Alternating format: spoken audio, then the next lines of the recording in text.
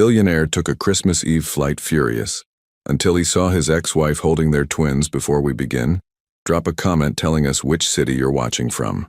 And once the story ends, don't forget to rate it from 0 to 10. Oh, and make sure to follow our channel for more stories like this. Now, sit back and enjoy every detail. Denver International Airport buzzed with the chaotic energy of Christmas Eve travelers. Families rushed past with oversized luggage. Children clutched stuffed animals, and the overhead announcements echoed through the terminal in multiple languages. The scent of cinnamon rolls from nearby cafes mixed with the antiseptic smell that always reminded Cassandra Hayes of the hospital where she worked. Cassandra stood near gate B12, her hands trembling slightly as she adjusted the straps of her navy blue diaper bag. At 30, she had learned to carry herself with the quiet confidence that came from saving premature babies in the neonatal ICU. But today felt different. Today, she was taking Luke and Violet to meet their maternal grandparents for the first time, and the weight of that responsibility pressed against her chest like a stone. "Mama, airplane." 2-year-old Luke pointed excitedly at the Boeing 737 visible through the floor-to-ceiling windows. His sandy brown hair caught the afternoon light, and his bright green eyes sparkled with wonder. Beside him, Violet clutched her favorite stuffed elephant, her identical green eyes more cautious as she took in the bustling scene. "That's right, baby. We're going to fly to see Grandma and Grandpa," Cassandra said, crouching down to their level. She smoothed Violet's dark hair, so similar to her own long waves, and felt that familiar ache in her chest. The ache that came every time she looked at their faces and saw traces of someone else, someone she had tried so hard to forget. The boarding announcement crackled through the speakers. "Flight 447 to Denver. We're now boarding passengers in first class and our platinum members." Cassandra gathered their things, hoisting Violet onto her hip while Luke grasped her free hand. They made their way toward the gate, joining the growing line of passengers eager to get home for Christmas. The children's excitement was infectious, and despite her nerves, Cassandra found herself smiling as Luke chattered about clouds and birds. She had worked double shifts for months to afford this trip. The tickets, the gifts for her parents, the new outfits for the kids. It had all stretched her budget thin, but seeing Luke and Violet's faces when she told them about the adventure made every sacrifice worth it. Her parents lived in a small town outside Denver, the same place where she had grown up, fallen in love for the first time, and had her heart broken 3 years ago. "Economy passengers, rows 20 through 35, you may now board." As they shuffled forward in line, Cassandra's mind wandered to the conversation she'd had with her mother the night before. Her mom had gently asked again about the children's father, the question she'd been avoiding for almost 3 years. Cassandra had given her usual response, that he wasn't in the picture, that they were better off without him. But the truth was more complicated than that. The truth was that she had been too proud, too hurt, and too scared to try harder to find him when she discovered she was pregnant. They reached their seats in row 28. Cassandra had splurged on the extra legroom, knowing she'd need the space for the car seats and all their gear. As she worked to secure Luke and Violet, several passengers squeezed past in the narrow aisle. A businessman in an expensive navy suit caught her attention briefly. Something about his confident stride and broad shoulders reminded her of someone, but she pushed the thought away. Denver was full of successful men in suits. It didn't mean anything. The flight attendants began their safety demonstration as Cassandra distributed coloring books and snacks to keep the twins occupied. Violet had fallen asleep against her elephant, but Luke remained wide-eyed and alert, pressing his face to the small window. "Ladies and gentlemen, we have a slight delay due to air traffic control. We should be departing in about 10 minutes. Thank you for your patience." Cassandra sighed and leaned back in her seat. 10 minutes turned into 20, then 30. Luke was getting restless, and she could see other passengers growing impatient. She pulled out her phone to text her parents about the delay, when a commotion near the front of the plane caught her attention. A man in first class was speaking in raised tones to a flight attendant. Even from her seat in economy, Cassandra could hear the frustration in his voice. Something about missing an important dinner, about how delays like this were unacceptable. His voice carried that particular tone of authority that came from being accustomed to getting his way. "Some people," muttered the elderly woman across the aisle, shaking her head disapprovingly. But Cassandra wasn't listening to the complaint anymore. She was listening to the voice itself, deep, resonant, with that slight rasp that had once whispered her name in the darkness of their shared apartment. Her heart began to race, and her palms grew sweaty as she strained to get a better look at the man causing the disturbance. It couldn't be. Not here. Not now. Not on Christmas Eve with his children sitting right beside her. The man turned slightly in his seat, running a hand through dark brown hair that had been perfectly styled despite the long day of travel. When his profile came into view, Cassandra felt the air leave her lungs in a rush. The strong jaw, the straight nose, the way he held his shoulders. It was unmistakably Damon Prescott. But this wasn't the Damon she remembered. Gone was the casual button-down and khakis of the mid-level tech employee she had loved and lost. This man wore a suit that probably cost more than her monthly salary, a watch that glinted platinum in the cabin lights, and an air of success that seemed to radiate from every fiber of his being. Luke chose that moment to spill his juice box, the apple liquid spreading across the small tray table and onto the floor. "Uh-oh, Mama," he announced loudly. Cassandra's hands shook as she reached for napkins, her eyes still fixed on the back of Damon's head. She couldn't look away, couldn't process what she was seeing. The flight attendant was walking away from him now, apparently having reached some resolution to his complaint. Any moment he might turn around fully. Any moment he might see her. "Are you okay?" the elderly woman asked, noticing Cassandra's pale complexion. "You look like you've seen a ghost."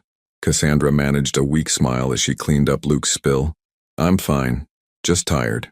But she wasn't fine, not even close, because sitting 20 rows ahead of her was the father of her children, the man she had spent 3 years trying to forget, the man who had no idea he had 2 beautiful babies who had inherited his green eyes and stubborn chin, the man who had apparently become exactly what she always knew he could be, while she had been raising their children alone. The plane's engines finally roared to life, and they began taxiing toward the runway. Cassandra closed her eyes and tried to steady her breathing. It was a 2-hour flight. She just had to keep Luke and Violet quiet, stay in her seat, and pray that Damon wouldn't notice them.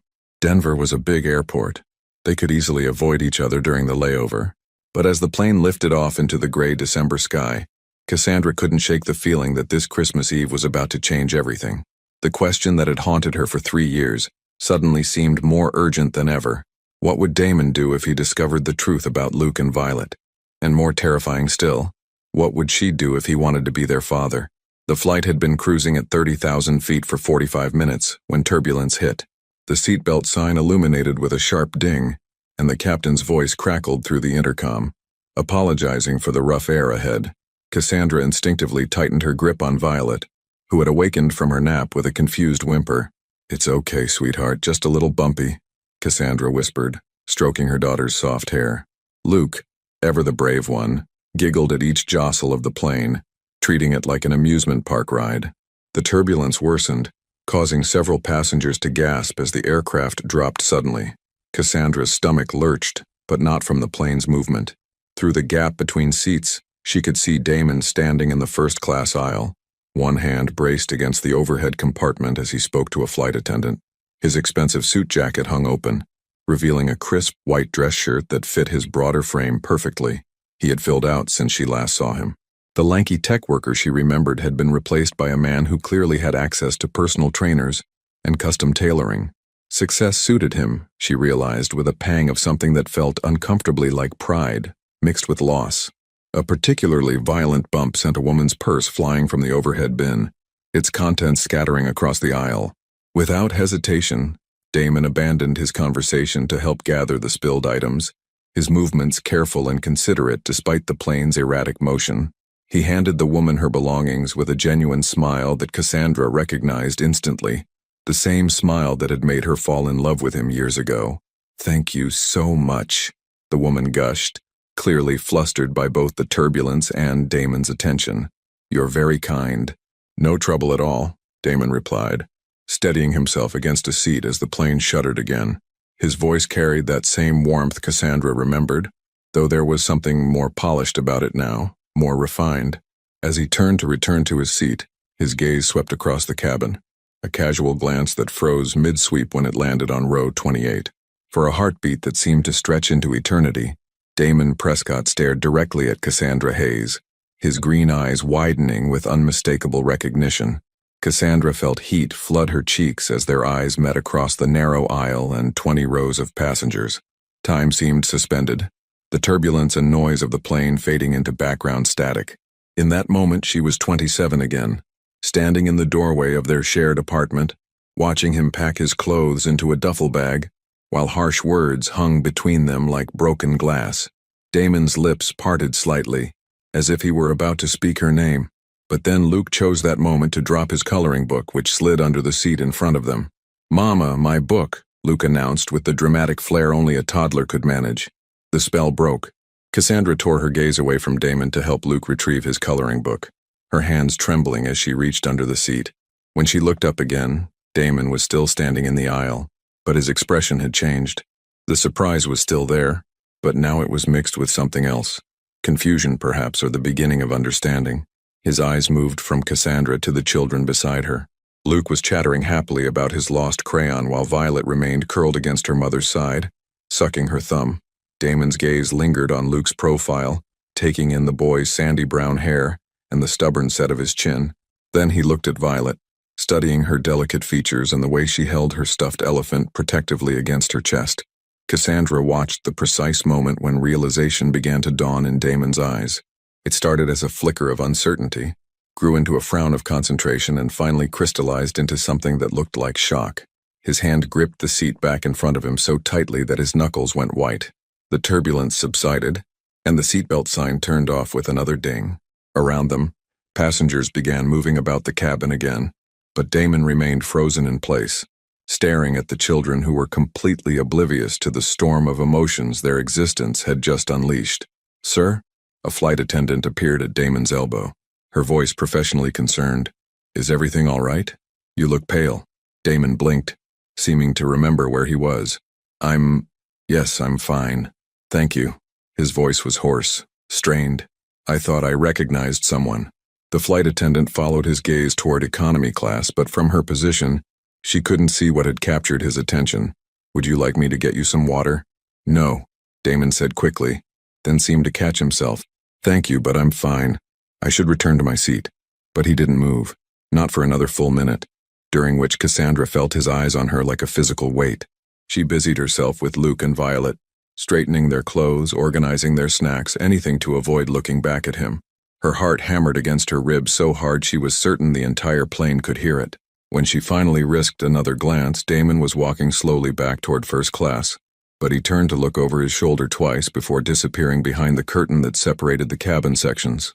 Each time their eyes met, Cassandra felt a jolt of the old electricity that had once existed between them, now complicated by 3 years of separation and the monumental secret sitting beside her in car seats. "Mama, who was that man?" Luke asked, with the uncanny perceptiveness that children sometimes displayed. "He was looking at us funny." Cassandra's throat felt tight. "Just another passenger, sweetheart. Sometimes people like to look at cute kids on airplanes." But Luke wasn't satisfied with that answer. He craned his neck to peer toward the front of the plane. "He looked like my daddy in my head." The simple statement hit Cassandra like a physical blow. Luke had never known his father, had never even seen a photograph, but somehow his intuition had picked up on something fundamental and true. Violet, who had been quietly observing the exchange, patted her brother's arm with the kind of gentle wisdom that seemed beyond her years. "Daddy's not here, Luke," she said softly. "Just us and Mama." Cassandra pulled both children closer, breathing in their familiar scent of baby shampoo and the apple juice Luke had spilled earlier. "That's right, baby girl, just us." But even as she said the words, she knew they were no longer true. Damon had seen them. He knew, or at least suspected, and there would be no hiding from the conversation that was now inevitable. The careful life she had built as a single mother, the story she had told herself about being better off alone, all of it was about to come crashing down at 30,000 feet on Christmas Eve. In first class, separated by 20 rows and a curtain, but feeling closer than he had in 3 years, Damon Prescott sat in his leather seat with his head in his hands, trying to process what he had just witnessed. 2 children with his eyes, his chin, his stubborn cowlick. 2 children who looked to be exactly the right age. The math was simple, brutal, and undeniable, and it changed everything. The beverage service had reached the middle of the plane when Cassandra noticed him approaching. Through the narrow gap between seatbacks, she could see Damon making his way down the aisle, pausing occasionally to let the flight attendants pass with their cart. His movements were deliberate, purposeful, and she knew with sinking certainty that he was coming to find her. "Juice, please," she told the flight attendant when the cart reached their row, her voice steadier than she felt. Luke and Violet were both coloring quietly, blissfully unaware of the emotional storm approaching. Cassandra's hands shook as she opened their apple juice boxes, memories flooding back of the last time she and Damon had been in the same space together. That morning 3 years ago, when pride and hurt feelings had driven them both to say things they couldn't take back, when she had thrown his engagement ring at the wall and told him to leave, when he had walked out without knowing she was carrying his children. "Excuse me?" The voice was deeper than she remembered, refined by 3 years of commanding boardrooms and closing million-dollar deals. "Cassandra?" She looked up slowly, taking in the man standing in the aisle beside her seat. Up close, the changes were even more striking. Damon had always been handsome in a quiet, understated way, but success had given him a confidence that seemed to radiate from his skin. His green eyes, so familiar yet somehow more intense, searched her face with an expression she couldn't quite read. Damon. His name felt foreign on her tongue after 3 years of silence. I didn't expect to see you here. I think we need to talk." His gaze shifted to Luke and Violet, lingering on their faces with an intensity that made Cassandra's chest tighten. "Please." Luke looked up from his coloring book, his bright green eyes, Damon's eyes, meeting his father's for the first time. "Hi," he said with the casual friendliness of a child who hadn't yet learned to be suspicious of strangers. "I'm Luke. This is my sister Violet, and my mama." Cassandra watched Damon's face pale as Luke spoke. The little boy's voice, his mannerisms, even the way he tilted his head when he was curious, it all echoed Damon in ways that made denial impossible. Violet looked up shyly from behind her elephant, offering a small wave before tucking her face back into the stuffed animal's soft gray fur. "Luke?" Damon repeated quietly, as if testing the name on his tongue. "That's a strong name for a strong boy." The simple interaction seemed to break something loose inside Cassandra. She felt tears prick at the corners of her eyes as she watched Damon crouch down to Luke's eye level, his expensive suit wrinkling without regard for the cost. "How old are you, Luke?" Damon asked, his voice carefully controlled but audibly strained. 2.5, Luke announced proudly, holding up 2 fingers and then attempting a third. "Violet too. We're twins." The confirmation hit Damon like a physical blow. Cassandra could see him doing the math, calculating dates, remembering their last night together before the fight that ended everything. His jaw tightened, and when he looked at her again, his eyes held a mixture of wonder, hurt, and something that looked like barely contained fury. "We really do need to talk," he said quietly, his voice taking on an edge that made several nearby passengers glance in their direction. "Now." Cassandra's protective instincts flared. "Not here. Not in front of them." "Then where?" Damon's control was slipping, and she could see the emotions warring beneath his composed exterior. "Because I've spent the last 15 minutes trying to figure out how this is possible, and the only explanation I can come up with is that you've been keeping my children from me for 2.5 years. The word "my" hung in the air between them like an accusation. Cassandra felt the familiar surge of defensive anger that had characterized so many of their arguments during their relationship. But this time, the stakes were infinitely higher. "Lower your voice," she hissed, glancing around at the other passengers who were starting to take notice of their conversation. "You have no right to make demands or cause a scene." "No right?" Damon's voice was incredulous, though he did lower it to a harsh whisper. "They're my children, Cassandra. I can see myself in both of them. How could you not tell me?" Luke and Violet had stopped coloring, sensing the tension between the adults even if they didn't understand it. Violet had started to suck her thumb, a habit that emerged when she felt anxious, while Luke watched the exchange with the intense focus he usually reserved for construction trucks and fire engines. "It's complicated," Cassandra said weakly, hating how inadequate the word sounded even to her own ears. "Complicated?" Damon ran a hand through his hair, a gesture she remembered from their countless arguments. "I've missed their first words, their first steps, their birthdays. I don't even know when their birthdays are, Cassandra.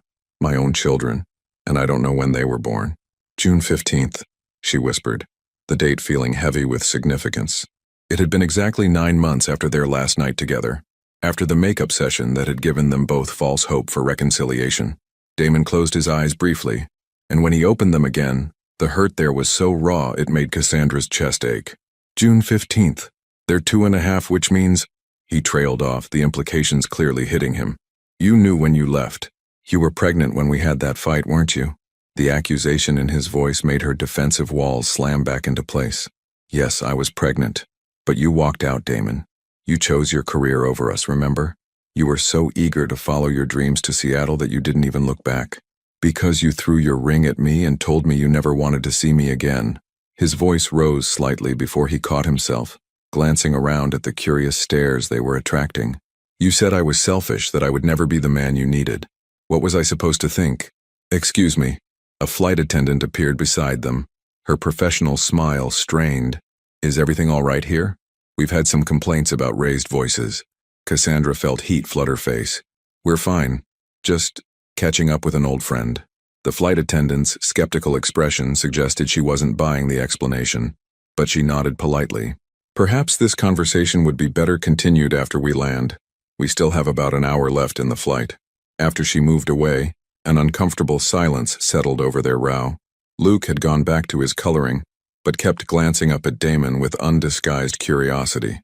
Violet remained hidden behind her elephant, though Cassandra could feel her daughter's attention focused on the strange man who seemed to upset her mama. Look, Cassandra said finally, her voice barely above a whisper. This isn't the time or place for this conversation. We're both going to Denver for Christmas. Maybe we can figure this out then. Damon's laugh was bitter. Figure this out? Cassandra, you've hidden the existence of my children from me for almost 3 years. There's nothing to figure out. There's only what happens next. The certainty in his voice sent a chill down her spine. This wasn't the uncertain young man she had loved and lost. This was someone who had learned to take what he wanted. Someone accustomed to getting his way. Someone with the resources to make her life very complicated if he chose to. What do you want? She asked quietly. I want to know my children. The simple statement carried the weight of absolute conviction. I want to be their father, and I want to understand how we got here, to this moment when I'm meeting my own kids for the first time on a plane. Cassandra looked down at Luke and Violet, her heart breaking at the thought of disrupting their simple, stable world. They had never asked about their father, had never seemed to feel the absence of something they'd never known. But looking at Luke now, seeing how his eyes lit up every time Damon spoke, she wondered if she had been wrong about that too. The plane began its initial descent, and the captain's voice announced their approach to Denver. In less than an hour they would be on the ground, and the careful life she had built would be forever changed. The only question now was whether that change would bring healing or destroy everything she had worked so hard to protect. Denver International Airport was a maze of holiday chaos. Families struggled with oversized luggage while Christmas music echoed from overhead speakers, mixing with gate announcements and the constant hum of conversation in a dozen languages. The moment the plane's doors opened, passengers rushed into the jet bridge like water through a broken dam, eager to reach their Christmas destinations. Cassandra moved slowly, deliberately taking her time to gather their belongings, while Luke and Violet chattered excitedly about the big airplane adventure, and she could feel Damon's presence somewhere behind her in the first-class section, could sense his impatience even through the crowd of deplaning passengers. Her hands shook as she packed their coloring books and snacks, knowing that every second she delayed was another second to prepare for whatever came next.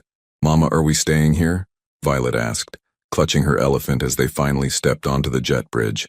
The airport beyond looked enormous and intimidating to her small eyes. No, sweetheart. Grandma and Grandpa are waiting for us. Cassandra hoisted the diaper bag higher on her shoulder, balancing Luke on her hip while Violet held tightly to her free hand. We just have to walk through the big building first. But as they emerged into the gate area, Cassandra's careful plans crumbled. Damon was waiting for them, leaning against a pillar with his carry-on bag at his feet and his phone pressed to his ear. He looked every inch the successful businessman even after the 2-hour flight, his suit barely wrinkled and his hair still perfectly styled. Cancel the dinner reservation, he was saying into the phone, his eyes fixed on Cassandra and the children. Something's come up. Something important. Luke tugged on Cassandra's hand. Mama, it's the nice man from the airplane. Damon ended his call and walked toward them, his expression unreadable.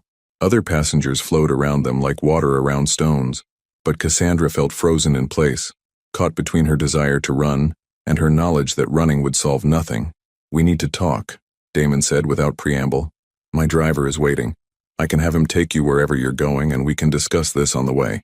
We have a rental car, Cassandra replied automatically, though the truth was she couldn't afford both the rental and the hotel, and had been planning to sleep in the airport if necessary before driving to her parents' house in the morning. Damon's expression suggested he knew she was lying, but he didn't challenge her directly. Instead, he crouched down to Luke and Violet's level, his movement careful and deliberate. "Hey there, Luke." "Violet, how was your first airplane ride?" "It was bumpy," Luke announced with enthusiasm. "But Mama said it was just clouds dancing." A ghost of a smile crossed Damon's face. "Your mama always was good at making scary things sound beautiful." The casual intimacy of the comment hit Cassandra like a physical blow. It was such a small thing, but it reminded her that this man had once known her better than anyone, had once understood her quirks and fears and the way she tried to protect the people she loved from harsh realities. "Damon, please," she said quietly. "Not here. Not in front of them." "Then where?" His voice was patient, but implacable. "Because I'm not walking away this time, Cassandra. I can't unknow what I know now." Before she could answer, her phone rang. Her mother's cheerful face smiled up from the screen, and Cassandra felt a fresh wave of panic. How could she explain any of this to her parents? How could she tell them that the father of their grandchildren was standing 3 feet away, that the man she had never told them about was now demanding to be part of their lives? "Hi, Mom," she answered, forcing brightness into her voice. "Honey, did you land safely? Your father and I are so excited to finally meet Luke and Violet. We landed, but there's been a complication." Damon was watching her intently, and she could see him listening to every word. Luke had wandered a few steps away to examine a colorful airport display, while Violet remained pressed against Cassandra's leg, thumb in her mouth. "What kind of complication?" Her mother's voice carried the sharp edge of worry that came from 30 years of nursing and raising 4 children. Cassandra looked at Damon, seeing something in his expression that might have been understanding, or perhaps calculation. "I ran into someone I used to know, someone important." "Oh." Her mother's tone changed, becoming carefully neutral in the way that meant she was trying not to jump to conclusions. "I see. Do you need us to come get you?" "No, Cassandra trailed off, realizing she had no idea what she needed.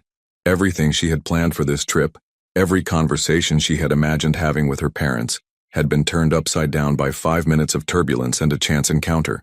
Damon stepped closer, close enough that she could smell his cologne, something expensive and unfamiliar that replaced the simple soap and deodorant she remembered. "May I?" He gestured toward the phone. Every instinct screamed at her to refuse, but Luke chose that moment to run back and grab Damon's hand with the casual trust that children showed to adults who seemed safe and interesting. "Tell Grandma about the nice man," Luke suggested happily. Cassandra stared down at her son's small hand wrapped around Damon's much larger one, and felt something fundamental shift inside her chest.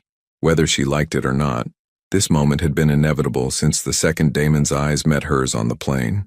Perhaps it had been inevitable since the moment she discovered she was pregnant and couldn't find the courage to track him down in Seattle. "Mom," she said into the phone, her voice steadier than she felt. "I need to ask you something, and I need you not to ask questions until I can explain everything in person. Cassandra, you're scaring me. Can Luke and Violet stay with you tonight? Just tonight. I need to handle some things." There was a long pause before her mother answered. "Of course they can stay, you know they can, but honey, I'll explain everything tomorrow, I promise. I'll bring them by around noon, and we'll have Christmas dinner together like we planned. But tonight," she looked at Damon, who was watching Luke examine his expensive watch with the fascination only a toddler could muster. "Tonight, I need to have a conversation that's 3 years overdue." When she hung up, Damon was studying her with an expression she couldn't decipher. "Your parents don't know about me." It wasn't a question, but she answered anyway. "No, they don't know about you. And Luke and Violet have never asked about their father?" The question cut deep, partly because it was fair and partly because the answer was more complicated than a simple yes or no. "They're 2.5, Damon. They ask why the sky is blue and whether dogs can talk. The concept of absent fathers isn't really on their radar yet, but it will be." His voice was quiet, but there was steel underneath. "Someday they'll ask, and what will you tell them then?" Before she could answer, a cheerful voice called out across the gate area. "Cassie, oh my goodness, is that really you?" Cassandra turned to see Janet Morrison, her old college roommate, approaching with a wide smile and arms outstretched for a hug. Janet looked exactly the same as she had years ago, all blonde highlights and designer handbags, the kind of woman who made motherhood look effortless and glamorous. "Janet," Cassandra managed, accepting the enthusiastic hug while trying to process this new complication.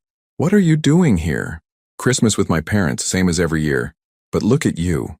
Janet's gaze swept over Luke and Violet, with the practiced eye of someone who had 3 children of her own. Are these your babies? Oh my God, they're gorgeous, and twins. Luke and Violet, Cassandra said automatically. They're 2.5. 2.5. That means… Janet's expression shifted as she did the math, remembering conversations from college about Cassandra's relationship with the quiet tech guy who had stolen her heart. Her gaze moved to Damon, taking in his expensive clothes and confident bearing, and her eyes widened with recognition and surprise. Well, Janet said slowly, her voice taking on the careful neutrality of someone navigating unexpected social territory. This is certainly a Christmas surprise. Damon extended his hand with the smooth confidence of someone accustomed to making good impressions. Damon Prescott. And you are? Janet Morrison. Cassie and I went to college together. She shook his hand while studying his face with undisguised curiosity. I remember her mentioning you. The understatement of the century, Cassandra thought grimly. Janet had been there for every fight, every makeup, every tearful phone call during the rocky months before Damon moved to Seattle. She had also been there the night Cassandra discovered she was pregnant and couldn't decide whether to call him or pretend it never happened. Small world, Damon said neutrally. Isn't it just? Janet's smile was bright and sharp. So what brings you all to Denver? Family Christmas? The question hung in the air like an unexploded bomb. Cassandra could feel Damon's tension, could see him weighing his options, deciding how much truth this moment could handle. Luke was still examining Damon's watch, completely oblivious to the adult undercurrents swirling around him, while Violet had migrated to hide behind Cassandra's legs again. We're figuring that out, Damon said finally, his gaze finding Cassandra's across the space between them. Aren't we, Cassandra? It was both a question and a challenge, and she knew that her answer would set the tone for everything that came next.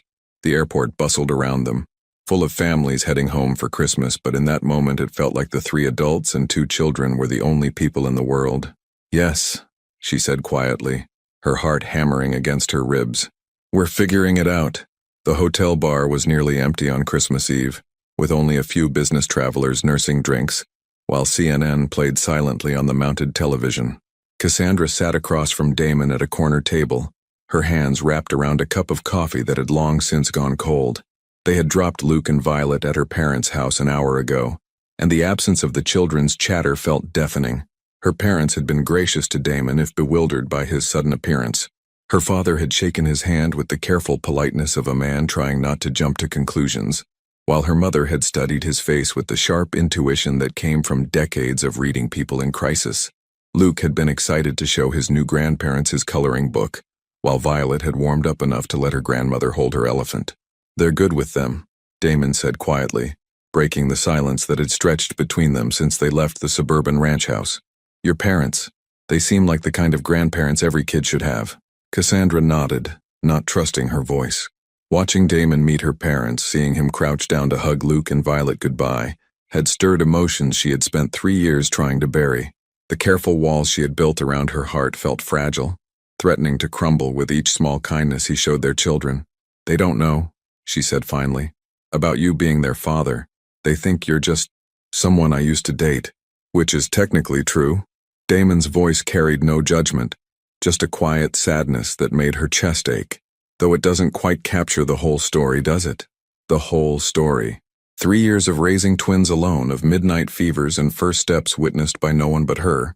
3 years of wondering if she had made the right choice, of lying awake at night imagining different conversations, different outcomes. 3 years of Luke asking innocent questions about other kids' daddies and Violet, creating elaborate imaginary friends to fill the spaces in their small family.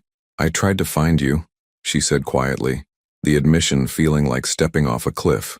When I first found out I was pregnant, I called your old job, but they said you'd moved to Seattle.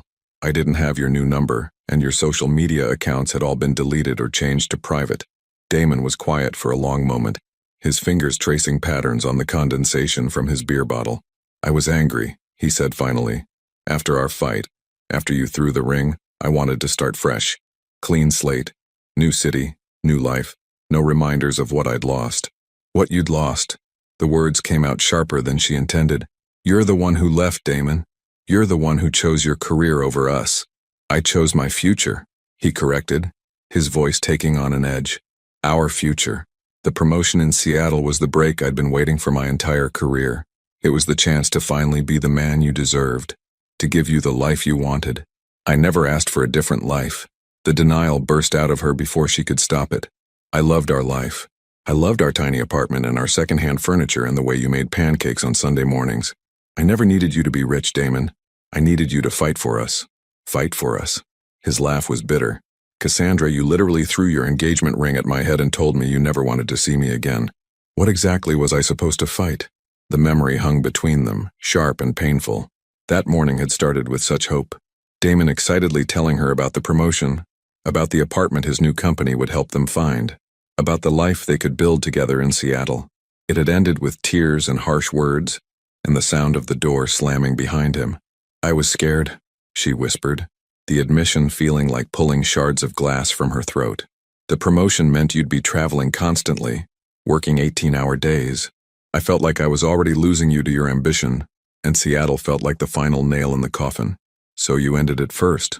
His voice was soft, understanding, but the hurt was still there underneath. You decided we were over before we even tried to make it work. Cassandra closed her eyes, remembering the pregnancy test she had taken 3 days after their fight. 2 pink lines that had changed everything, that had made her desperate to find him, to tell him, to try again. But by then he was gone, unreachable, and her pride had kept her from trying harder. I found out I was pregnant 3 days after you left, she said. 3 days. If I had just waited, if I had been a little less proud, a little less scared, we would have figured it out, Damon finished quietly. We would have made it work. The certainty in his voice broke something open inside her chest. Would we have? Really? Or would I have just been another obligation? Another thing keeping you from becoming who you were meant to be? Is that really what you think of me? His voice was incredulous. That I would have seen our children as obligations? That I would have resented them? Resented you? Before she could answer, her phone buzzed with a text from her mother. Kids are asleep, Luke asked when Damon is coming back. Should I be prepared for more questions tomorrow? Cassandra showed him the message, watching his face soften as he read it. He likes you, she said unnecessarily. He's incredible. They both are. Damon's voice was thick with emotion. Luke has your curiosity, your way of asking questions that make you think. And Violet, she has this quiet strength. She watches everything, takes it all in before she decides if it's safe. Like you, Cassandra said without thinking, then felt heat rise in her cheeks. I mean, you always did that. Observed before you acted. Did I? He seemed genuinely surprised by the observation. I never thought of myself as particularly cautious. You were careful with people's feelings, careful with trust. It was one of the things She stopped herself before she could complete the sentence, but he was watching her intently. One of the things you what? One of the things I loved about you, she finished quietly. The admission hung in the air between them like a bridge neither was sure they should cross. 3 years of separation, 3 years of building different lives. But in that moment, Cassandra could feel the ghost of what they had been together. The easy intimacy that had once made her feel like she could tell him anything. I've thought about you, Damon said suddenly, more than I probably should have. I've wondered if you were happy, if you'd found someone else, if you ever thought about our last night together. Cassandra's breath caught. Their last night together had been 3 days before the fight, when they had made love with desperate intensity, as if some part of them had known their time was running out. It was the night Luke and Violet had been conceived, though neither of them had known it at the time. Every day, she whispered. I've thought about it every day. He reached across the table then, his fingers barely touching hers, but the contact sent electricity shooting up her arm. His hands were different now, softer, well manicured, bearing the subtle calluses that came from expensive gym equipment rather than manual labor. But his touch was still achingly familiar. I'm not the same man who left 3 years ago, he said quietly. The company I work for now, I own it, Cassandra. I built it from nothing after I got to Seattle. I have houses in 3 cities, more money than I know what to do with, and a life that looks perfect from the outside. She waited, sensing there was more. But none of it means anything, he continued, his thumb tracing across her knuckles. None of it fills the space you left behind. And now, knowing about Luke and Violet, knowing I've missed so much, what do you want from me? She asked, the question barely audible. What do you want from us? I want to be their father, he said immediately. I want to learn their favorite foods and their bedtime routines and the faces they make when they're trying not to laugh. I want to teach Luke how to throw a baseball and help Violet overcome whatever she's afraid of. I want to be there for the next 3 years, and the 3 years after that, and all the years that follow. And me? The question slipped out before she could stop it, vulnerable and revealing. What about me? Damon was quiet for a long moment, his eyes searching her face as if he were trying to memorize every detail. I still love you, he said finally, the words falling between them like stones into still water. I never stopped loving you, Cassandra. I tried, believe me, I tried, but you're in my bones, in my blood. You're the reason nothing else has ever worked. Tears spilled down her cheeks before she could stop them. 3 years of loneliness and regret and desperate hope finally finding release. I love you too, she whispered. I've loved you through every sleepless night, every first word, every moment I wished you were there to see what our children were becoming. He moved to the chair beside her then, pulling her into his arms the way he had 1,000 times before. She fit against him perfectly, her head finding the hollow of his shoulder as if no time had passed at all. He smelled different, expensive cologne instead of drugstore soap, but underneath it all he was still fundamentally Damon, still the man who had once been her entire world. We can't just pick up where we left off, she said against his shirt, even as she melted into his embrace. Too much has changed. We've both changed. I know, he said, pressing a kiss to the top of her head. But we can start over. We can build something new, something better, something that can hold all of us, you, me, Luke, Violet. A real family. The word hung between them, full of promise and possibility. Family. It was what she had always wanted, what she had been too proud and too scared to fight for 3 years ago. And now, on Christmas Eve, in a nearly empty hotel bar, it felt like maybe, just maybe, they might get a second chance to get it right. Christmas morning arrived with the kind of crisp, clear brightness that made everything look like a postcard. Cassandra stood at the window of her parents' guest room, watching Luke and Violet play in the backyard snow, while her father helped them build what appeared to be the world's most lopsided snowman. The children's laughter carried through the glass, pure and infectious, a sound that should have filled her with uncomplicated joy. Instead, she felt the familiar knot of anxiety that had kept her awake most of the night. Damon was coming for Christmas dinner in 2 hours, and she had no idea how to navigate the delicate dance of introducing him as more than just Mama's friend, without overwhelming Luke and Violet with concepts they weren't ready to understand. You're overthinking again. Her mother appeared in the doorway, carrying 2 steaming mugs of coffee. Margaret Hayes was a small woman with prematurely gray hair and eyes that missed nothing, the kind of mother who could diagnose both physical and emotional ailments from across a room. I can practically hear the gears turning from downstairs. I don't know how to do this, Mom. Cassandra accepted the coffee gratefully, wrapping her hands around the warm ceramic. How do I tell them that Damon is their father?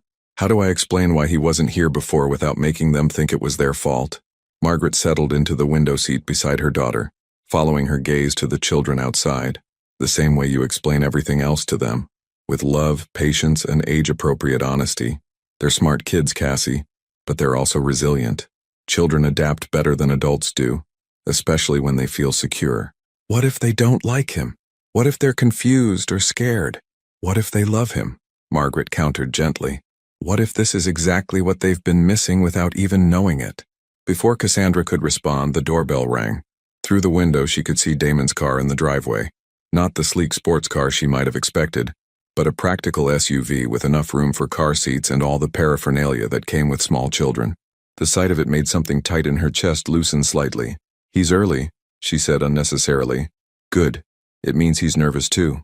Margaret stood, smoothing her holiday sweater with practiced composure. Why don't you get the door? I'll bring the kids in to wash up. Cassandra made her way downstairs, her heart hammering against her ribs. Through the frosted glass of the front door, she could see Damon's silhouette, and for a moment she was transported back to their first apartment, to lazy Sunday mornings when he would bring her coffee in bed, and they would plan their entire future in whispered conversations. She opened the door to find him standing on the porch with his arms full of wrapped packages, looking simultaneously confident and uncertain in a way that was achingly familiar. He wore dark jeans and a forest green sweater that brought out his eyes, clothes that were undoubtedly expensive but looked approachably casual. More importantly, he looked like someone who belonged at a family Christmas, not like the intimidating billionaire she had encountered on the plane. Hi, he said, his breath forming small clouds in the cold air. I may have gone a little overboard with the presents. A little? Cassandra stepped aside to let him in, eyeing the stack of gifts that threatened to topple from his arms. Damon, they're 2.5. They're going to be more interested in the boxes than whatever's inside them. I know. He trailed off, looking suddenly vulnerable. I've missed 2 Christmases, 2 birthdays. I have 3 years of gift-giving to make up for. The admission made her throat tight. She helped him stack the presents under the tree, noting that each gift was carefully labeled in handwriting she didn't recognize, probably purchased and wrapped by some assistant, but the thought behind them was clearly his own. You didn't have to do this, she said quietly. Yes, I did. He straightened, turning to face her fully. I know I can't buy my way into their hearts, but I needed to do something, to show them that I'm thinking about them, that I want to be here. Before she could respond, the sound of small feet thundering down the hallway announced the children's arrival. Luke burst into the living room first, still flushed from the cold and excitement, with Violet close behind clutching her omnipresent elephant. Damon! Luke shouted with the uninhibited enthusiasm that only children possessed. Did you see our snowman? Papa says it looks like it has chicken pox, but I think it looks good. I did see it, Damon said, crouching down to Luke's eye level with an ease that suggested he had spent considerable time thinking about how to interact with small children. I think it's the finest snowman I've ever seen. Very artistic. Violet approached more cautiously, hanging back near Cassandra's legs while studying this man who seemed to make her mama both happy and nervous. Damon noticed her hesitation and didn't push, instead remaining at Luke's level and letting her observe at her own pace. Hi, Violet, he said softly. I like your elephant. What's his name? It's a her, Violet corrected with the gentle firmness of someone setting the record straight. Her name is Eleanor. She likes Christmas, but she doesn't like loud noises. Eleanor is a beautiful name for a beautiful elephant, Damon said seriously. I'll make sure to keep my voice quiet so she feels comfortable. The consideration in his tone seemed to win Violet over, and she took a tentative step closer. Did you bring presents? I did bring presents, Damon confirmed, glancing at Cassandra for permission before continuing. But first I wanted to ask you and Luke something important. Would it be okay if I spent Christmas with your family today? Luke nodded enthusiastically. Yes. Mama says Christmas is better with more people to love. The innocent statement hit Damon like a physical blow, and Cassandra saw his composure waver for just a moment before he recovered. Your mama is very smart, he said thickly. I think she's right about that. The next hour passed in a blur of wrapping paper and delighted squeals. Damon had indeed gone overboard. Educational toys that encouraged creativity, books with beautiful illustrations, clothes in the perfect sizes that suggested he had done his research. But the gifts that seemed to mean the most were the simple ones. A set of colored pencils for Luke, who loved to draw, and a smaller elephant to keep Eleanor company for Violet. Cassandra's parents watched the proceedings with the careful attention of people trying to assess a complicated situation. Her father, Robert, engaged Damon in conversation about his business, while her mother observed how he interacted with the children. Both seemed cautiously optimistic, though Cassandra could see the questions in their eyes. It wasn't until Luke crawled into Damon's lap with a new book that the moment Cassandra had been dreading finally arrived. Damon, Luke said, his small hands tracing the illustrations on the page. Are you going to be our daddy now? The living room fell silent except for the crackling of logs in the fireplace. Violet looked up from where she had been arranging Eleanor and her new companion, suddenly alert to the gravity of the conversation. Cassandra's parents exchanged meaningful glances, while Cassandra herself felt her heart stop beating entirely. Damon was very still for a long moment, his hand resting gently on Luke's back. When he spoke, his voice was careful and honest. I would like to be if that's okay with you and Violet and your mama, but being a daddy is a very important job and I want to make sure I do it right. What does a daddy do? Violet asked, moving closer to the couch where they sat. A daddy loves his children no matter what, Damon said, his eyes finding Cassandra's across the room. He takes care of them and protects them and helps them learn about the world. He reads bedtime stories and kisses scraped knees and teaches them important things like how to be kind to others. Luke considered this seriously. Do you know how to read bedtime stories? I'm still learning, Damon admitted, but I'm a very good student. I could teach you, Luke offered generously. I know all the best voices for the characters. I would like that very much, Damon said, his voice thick with emotion. Violet had been listening intently, and now she approached the couch with her characteristic caution. "If you're our daddy, do you live with us?" The question struck at the heart of the practical complications they hadn't yet discussed. Cassandra felt her parents' attention sharpen, waiting to see how this fundamental issue would be addressed. "Right now, I live in a different city," Damon said carefully. "But daddies and mamas and children should live together, so we'll have to figure out how to make that work. It might take some time to arrange everything, but I promise you that we'll work it out." It was a politician's answer, carefully crafted to be truthful without being specific, but the children seemed satisfied. Luke had already moved on to asking Damon to read the new book, while Violet was arranging her elephants in what appeared to be a complex family structure. As Damon's voice filled the room, reading about brave knights and clever princesses, Cassandra found herself imagining what their life might look like if they could make this work. Sunday mornings with pancakes and bedtime stories, scraped knees kissed and homework supervised, family vacations and quiet evenings at home. It was everything she had once dreamed of, everything she had given up hope of having. And sitting in her parents' living room on Christmas morning, watching the man she loved read to their children while snow fell outside the windows, it felt almost within reach.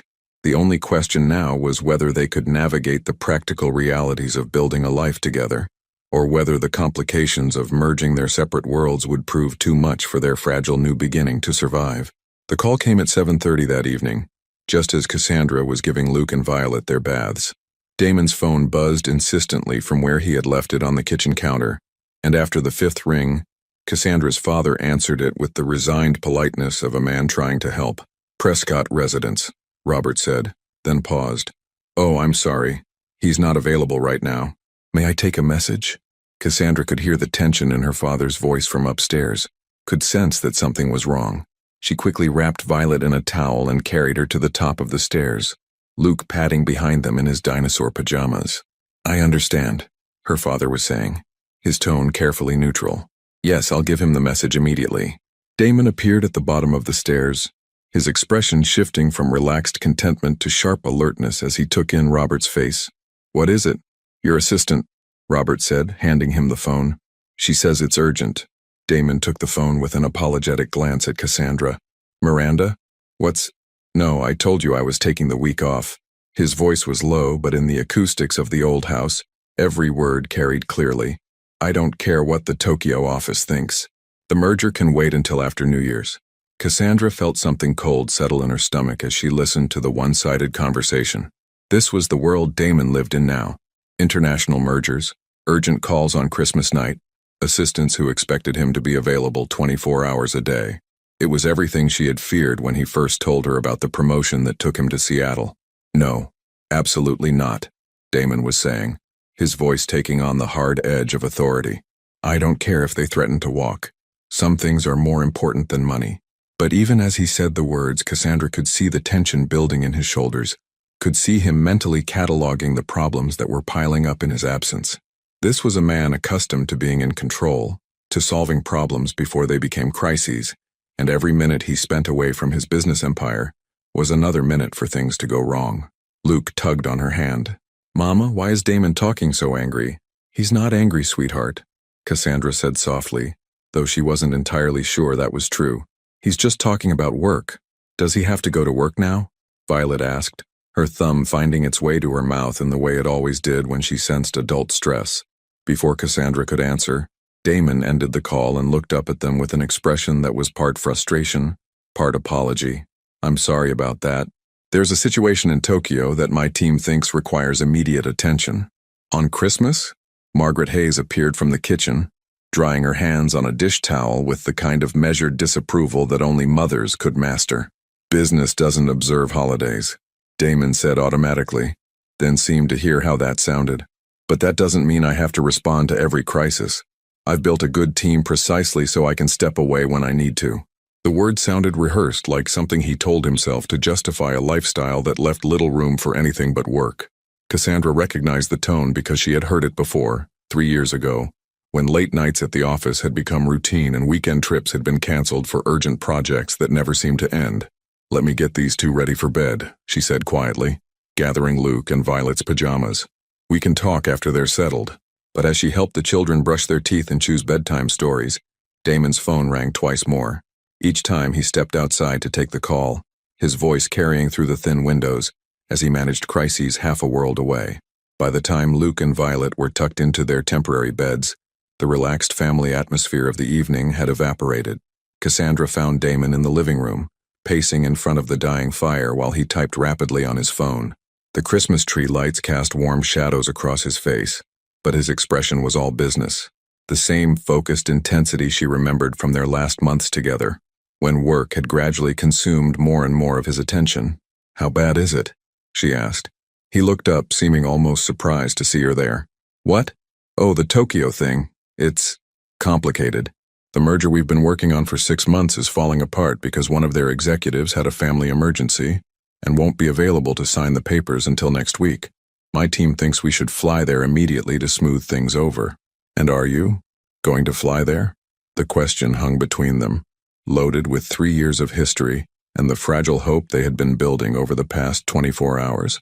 Damon set his phone down on the coffee table, but Cassandra could see his fingers twitching toward it, drawn by the constant stream of messages and calls demanding his attention. "No," he said firmly. "Absolutely not. This is more important." But even as he said it, his phone buzzed again, and again.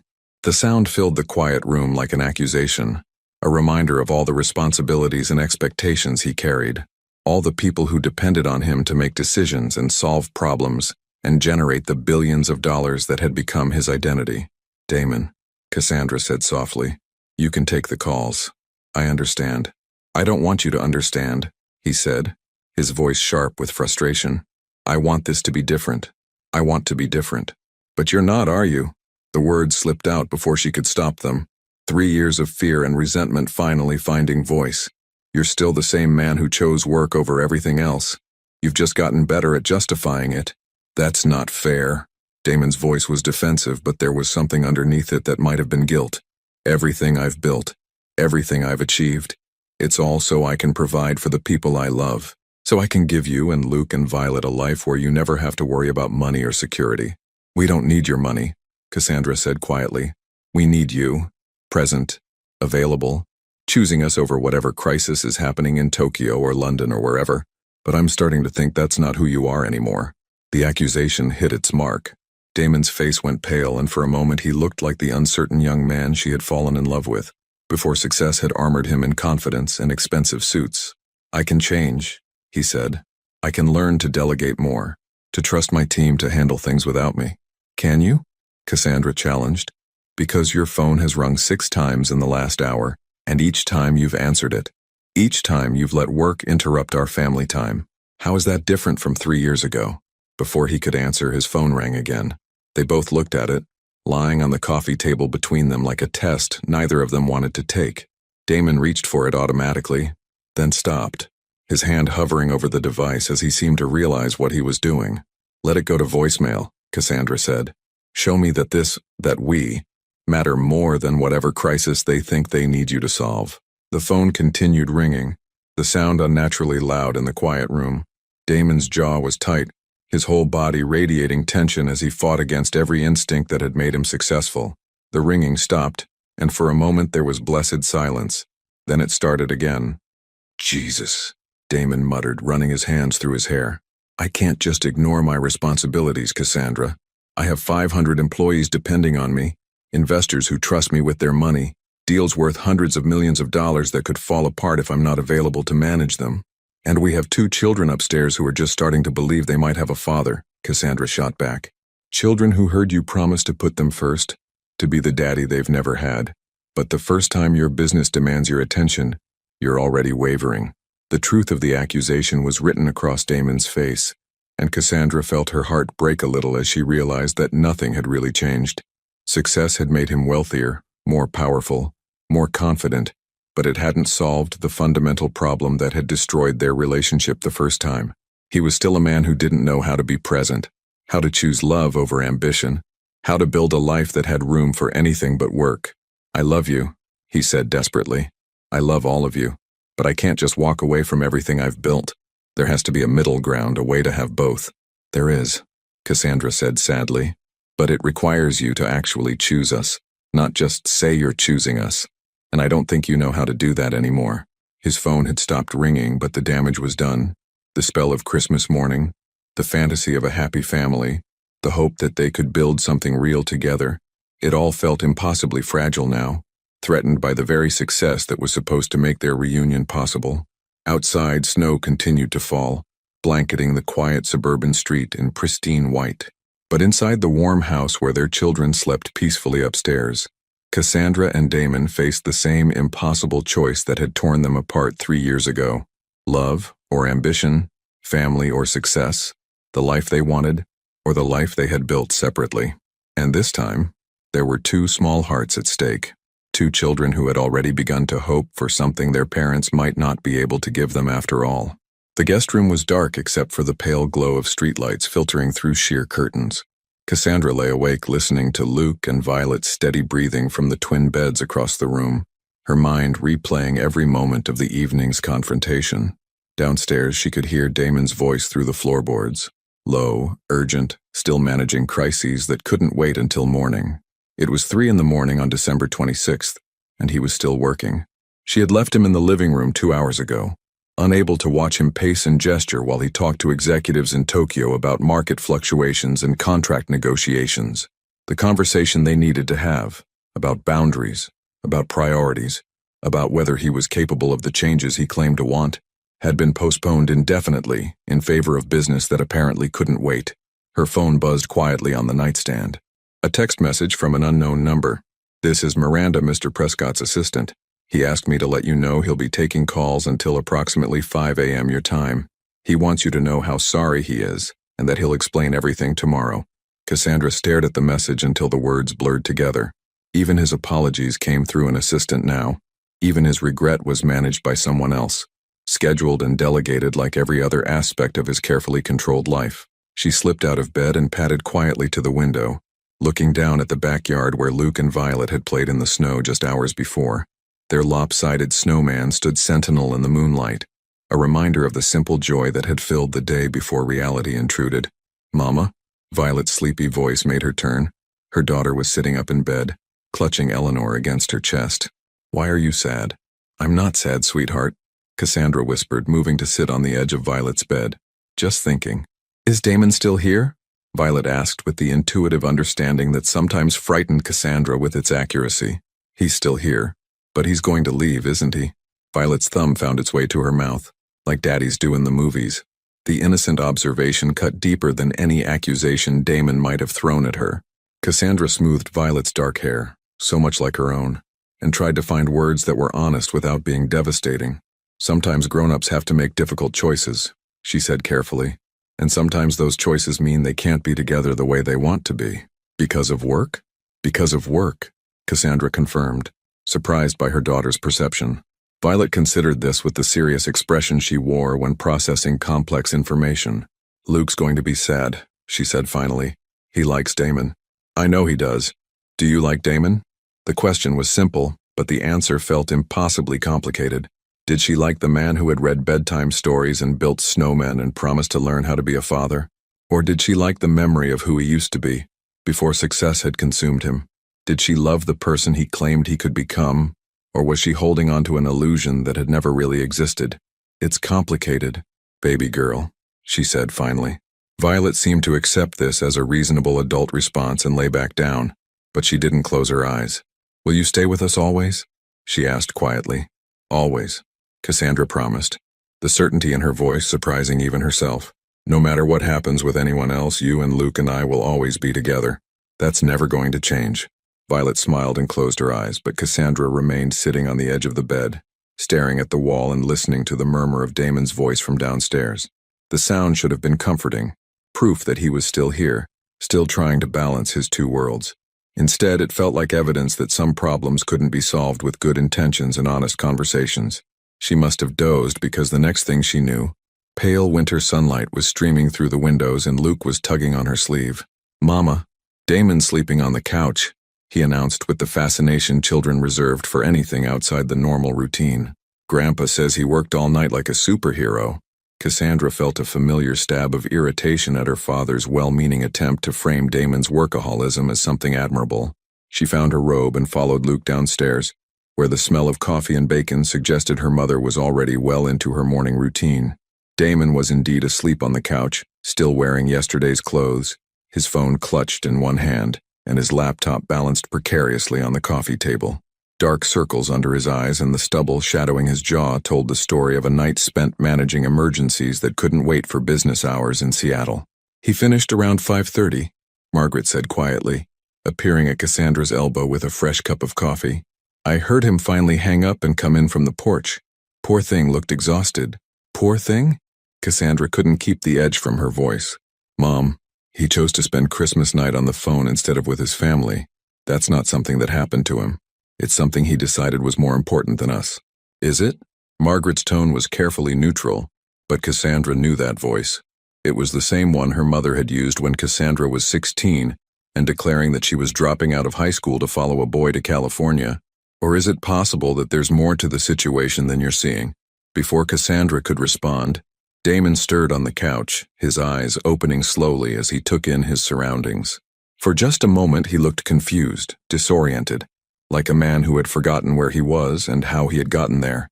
Cassandra, he said, struggling to sit up. His voice was hoarse from hours of talking. I'm sorry. I never meant for that to happen. The situation in Tokyo was... I don't want to hear about Tokyo, Cassandra interrupted.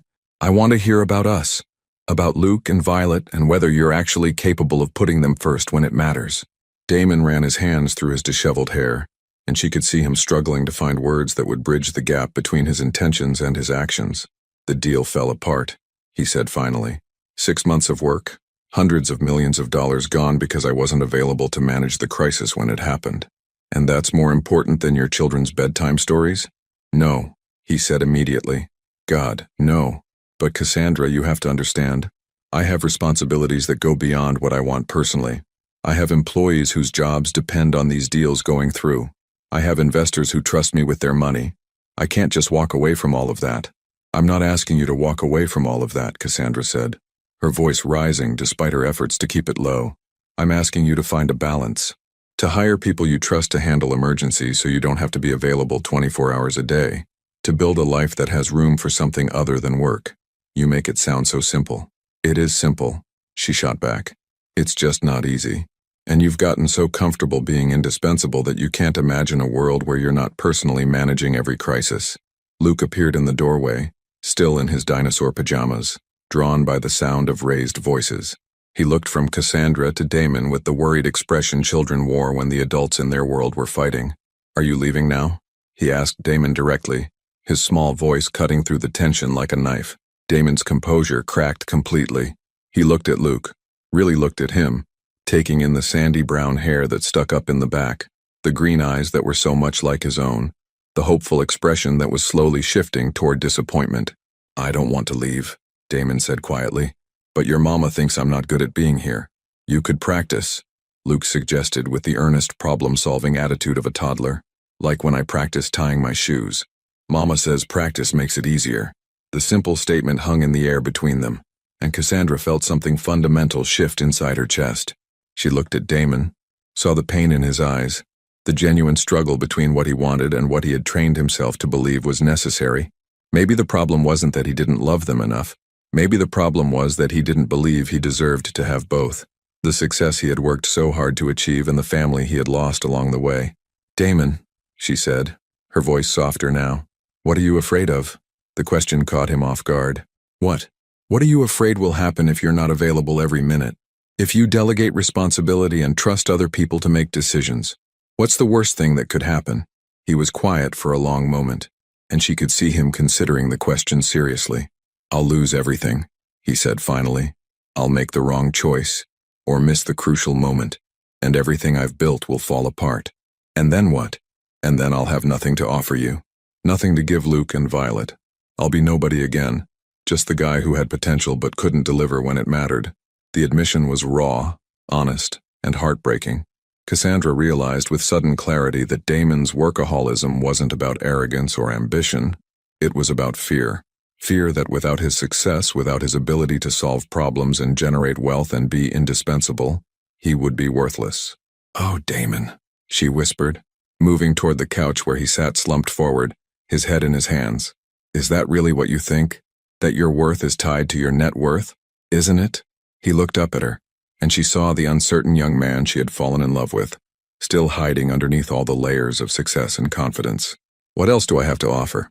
Luke, who had been listening to this exchange with the intense focus he usually reserved for construction equipment, walked over and climbed onto the couch beside Damon. You're good at reading stories, he said seriously, settling himself against Damon's side with the casual affection that came naturally to children. And you know about airplanes. And you smell nice. And you make mama happy. The simple list of virtues that had nothing to do with money or power or business success made Damon's eyes fill with tears. He wrapped his arm around Luke, holding him close, and looked at Cassandra with an expression of wonder and terror. I don't know how to do this, he admitted. I don't know how to be a father or a partner or anything other than what I've become. I'm terrified I'll fail at this too, and this time the stakes are too high. This time, if I mess up, I lose everything that actually matters. Cassandra sat down on his other side, close enough to feel his warmth, close enough to see the vulnerability he had spent years learning to hide. You won't do it perfectly, she said quietly. Nobody does. But you don't have to choose between being successful and being present. You just have to choose us first, consistently, and trust that everything else will work itself out. What if it doesn't? Then we'll figure it out together, she said, the words feeling like a promise she wasn't sure she was ready to make. But we can't even try if you're not willing to take the risk. Violet appeared in the doorway, drawn by the sound of serious adult conversation, and climbed onto the couch on Luke's other side. For a moment, they sat in silence. 4 people who could be a family if they were brave enough to choose each other over their fears. I want to try, Damon said finally, but I'm going to need help. I'm going to need patience, and I'm probably going to screw up more than once while I figure this out. Cassandra looked at him, really looked at him, and saw not the billionaire who had intimidated her with his success, but the man she had loved enough to build a life with, who was offering to risk everything for a chance to build that life again. Okay, she said quietly. Let's try. 2 weeks later, Cassandra stood in the doorway of a sprawling house in the Denver suburbs, watching Luke and Violet explore what Damon had called a temporary solution, but looked suspiciously like a permanent investment. The house was beautiful, not ostentatious but spacious and warm, with a backyard that seemed designed for children and a kitchen that looked like it belonged in a magazine. The lease is month to month, Damon said, appearing beside her with coffee and the slightly nervous energy that had become his constant companion since Christmas morning. I know it seems like a lot, but I wanted Luke and Violet to have space to run around while we figure out the logistics. Logistics. It was a word that had featured heavily in their conversations over the past 2 weeks, as they navigated the complicated reality of blending 2 lives that had evolved separately for 3 years. Where to live, where the children would go to school, how to split time between Denver and Seattle, how to manage Damon's business responsibilities while building a family life. It's perfect, Cassandra said honestly, watching Luke discover a reading nook built into the bay window of what would be his bedroom. But Damon, we need to talk about the money. They had been dancing around this conversation for days. Damon's solution to every practical problem involved spending money. The house, private school applications for the twins, a nanny to help during his travel days, a financial planner to set up college funds. His generosity was overwhelming and, if she was honest, a little insulting. I know you're uncomfortable with it, he said, settling into the window seat where Luke had abandoned his exploration in favor of a new children's book. But Cassandra, I want to provide for them, for all of you. Isn't that what fathers do? Fathers also change diapers and kiss scraped knees and show up for school plays, she replied, keeping her voice light but pointed. Money is the easy part, Damon. It's everything else that's going to be the challenge. As if summoned by their conversation, Damon's phone buzzed against the coffee table. He glanced at it automatically, then made a visible effort to leave it alone. It was a small victory, but Cassandra recognized the discipline it required. Over the past 2 weeks, she had watched him struggle with the simple act of being present, of letting calls go to voicemail, of trusting his team to handle problems without his immediate input. Miranda's setting up meetings for next week, he said, referring to the assistant who had become their unlikely ally in this transition. I'm flying to Seattle on Tuesday to restructure some responsibilities, hire a COO who can handle day-to-day operations. And Thursday you have dinner with the twins' pediatrician, Cassandra added. consulting the shared calendar they had created to manage their increasingly complex schedule. Friday is Luke's evaluation for the preschool program.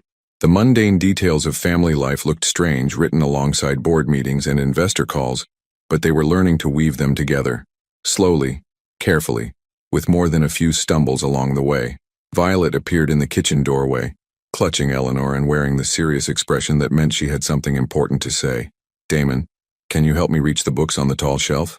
"Of course," he said, setting down his coffee immediately. Cassandra watched him crouch to Violet's level, asking her which books she wanted, taking the time to explain the organization system even though she was too young to really understand it. These small moments had become precious to her, evidence that he was learning, that he was trying to become the father Luke and Violet deserved. But they were also fragile, easily disrupted by the demands of his other life, the empire he had built that still required constant attention. "Mama, look!" Luke's voice carried from the backyard where he had discovered a tire swing hanging from an old oak tree. "Can I try it?" "Let me help you," Damon called, moving toward the back door with the kind of automatic response that had developed over the past 2 weeks. The sight of him pushing Luke on the swing, both of them laughing as snow continued to dust the frozen ground, made something tight in Cassandra's chest finally loosen. Her phone rang, her supervisor at the hospital asking about her schedule for the following week. The NICU was short-staffed, and they needed her to pick up extra shifts. It was the kind of request she had never been able to refuse before, the guilt of leaving her colleagues in a difficult situation always outweighing her own needs. "I can't," she found herself saying, surprising them both. "I'm taking family leave for another week, maybe 2. After she hung up, she felt Damon watching her with a mixture of admiration and understanding. "That was hard for you," he observed. "Terrifying," she admitted. "I've never put my personal life ahead of work responsibilities. I'm not sure I know how to do this either." It was a realization that had been building over the past 2 weeks, that their problems weren't just about his inability to balance work and family. She had her own patterns of prioritizing duty over happiness, of believing that her worth was tied to how indispensable she made herself to others. "We're both learning," he said, moving to stand beside her at the window. Outside, Luke was teaching Violet how to pump her legs on the swing, their voices creating a soundtrack of pure joy. "The difference is, this time, we're learning together." His phone buzzed again, and this time he didn't even glance at it. It was such a small gesture, but it represented a fundamental shift in priorities that had taken weeks of conscious effort to develop. "I have something to tell you," Damon said suddenly, his voice taking on the careful tone he used when delivering potentially difficult news. "The Tokyo deal? The one that fell apart over Christmas? My team restructured it without me. Turns out they didn't need me to fly halfway around the world to fix it after all." Cassandra felt a smile tug at the corners of her mouth. "Imagine that. I'm starting to think I might have overestimated my own indispensability," he admitted, with the kind of rueful honesty that had been emerging more frequently. "It's possible that the company can function without my personal involvement in every decision." "Revolutionary thinking," she teased, but gently. She knew how difficult it was for him to let go of control, to trust others with responsibilities he had carried alone for so long. Violet had grown tired of the swing, and was now building a snow fort with Luke, their mittened hands patting snow into walls with the kind of focused determination that only children brought to their projects. Watching them, Cassandra could almost see the family they were becoming. Not the perfect immediate transformation she might have fantasized about, but the messy, gradual, real process of learning to choose each other every day. "I want to ask you something," Damon said, his voice taking on a different quality. "And I want you to think about it before you answer, because I know it's a big decision."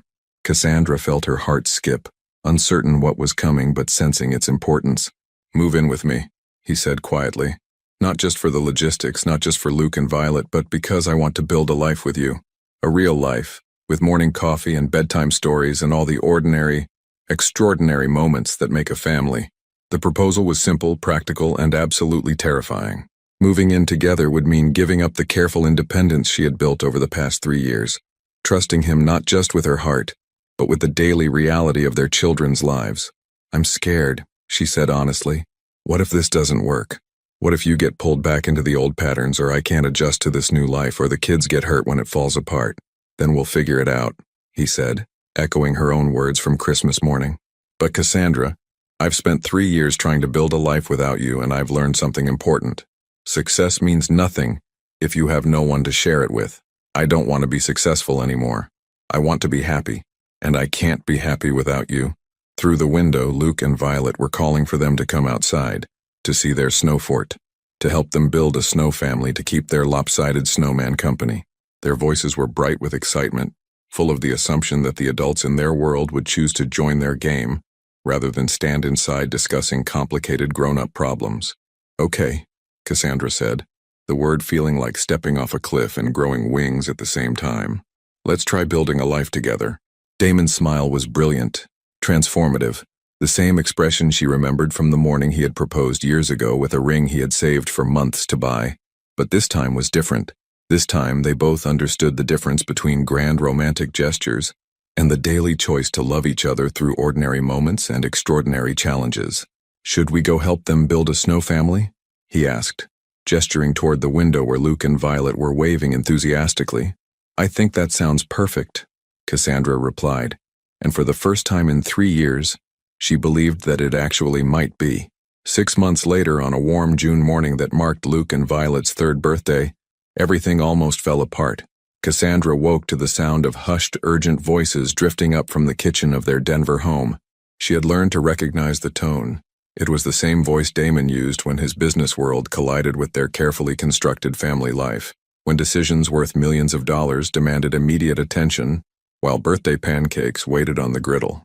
Through the monitor, she could hear Luke and Violet chattering excitedly in their room, already awake and anticipating their special day. They had been planning this birthday for weeks. A small party in the backyard with their grandparents and a few friends from preschool. Nothing elaborate, but everything they had requested. 3-year-olds, it turned out, had very specific ideas about proper birthday celebrations. "I understand the timeline," Damon was saying into his phone, his voice carrying the edge of frustration that had become increasingly rare over the past months. "But today is not negotiable. Whatever Shanghai needs can wait until tomorrow." Cassandra felt her stomach tighten. Shanghai. That meant the international acquisition he had been working on for the past month. The deal that was supposed to cement his company's expansion into Asian markets. The deal he had promised would be the last major project requiring his hands-on management before he transitioned to a purely advisory role. She found him in the kitchen, still in his pajamas but fully focused on whatever crisis was unfolding half a world away. His laptop was open on the counter beside a mixing bowl full of pancake batter, the domestic and professional sides of his life creating an incongruous tableau. "No," he was saying firmly, "I'm not flying to Shanghai today. My children are turning 3, and I promised them I would be here." The words should have reassured her, but Cassandra could see the tension in his shoulders, the way his free hand was already reaching for his laptop. This was the moment she had been dreading for months, the test that would determine whether their carefully rebuilt relationship could survive when his two worlds truly collided. "Damon," she said softly, not wanting to interrupt, but needing to understand the scope of the crisis. He looked up, covering the phone with his hand. "The Shanghai investors are threatening to walk if I don't fly out today to personally oversee the final negotiations. They're claiming it's a cultural issue, that they need to see my commitment to the partnership. And if they walk, 18 months of work down the drain, 40 million in development costs, layoffs in 3 different offices." His voice was flat, factual, but she could hear the weight of responsibility underneath. "It's not just about money, Cassandra. People's livelihoods are at stake." Before she could respond, Luke and Violet appeared in the kitchen doorway, still in their matching dinosaur pajamas, hair tousled from sleep and eyes bright with birthday excitement. "Daddy!" Luke shouted, launching himself at Damon with the absolute trust that had developed over the past months. "Is it pancake time? You promised special birthday pancakes." Violet followed more cautiously, but with equal enthusiasm, wrapping her arms around Damon's legs while he tried to balance the phone and return their hugs. "Are Grandma and Grandpa coming today?" she asked, thumb finding its way toward her mouth in the way that still emerged when she felt uncertain about adult emotions. "They're coming," Damon assured her, but Cassandra could see him glancing at his laptop screen where urgent messages were undoubtedly piling up from his team in Shanghai. "Mr. Prescott?" The voice from his phone was tinny but audible. "We need a decision within the hour if we're going to salvage this." Cassandra watched Damon's face, saw the exact moment when his business instincts warred with his family commitments. This was it, the defining moment that would determine not just the success of his deal, but the future of their relationship. Everything they had built over the past 6 months hung in the balance. "Luke, Violet," Cassandra said carefully, "why don't you go pick out your birthday outfits while Daddy finishes his call?" The children protested briefly, but were easily distracted by the promise of choosing their own clothes for such an important day. Once they were upstairs, Cassandra turned to face Damon fully, reading the conflict in his expression. "Tell me what you're thinking," she said quietly. "I'm thinking that 6 months ago I wouldn't have hesitated," he admitted. "I would have been on a plane within 2 hours, justified it as necessary for everyone's financial security, and figured out how to make it up to the kids later. And now?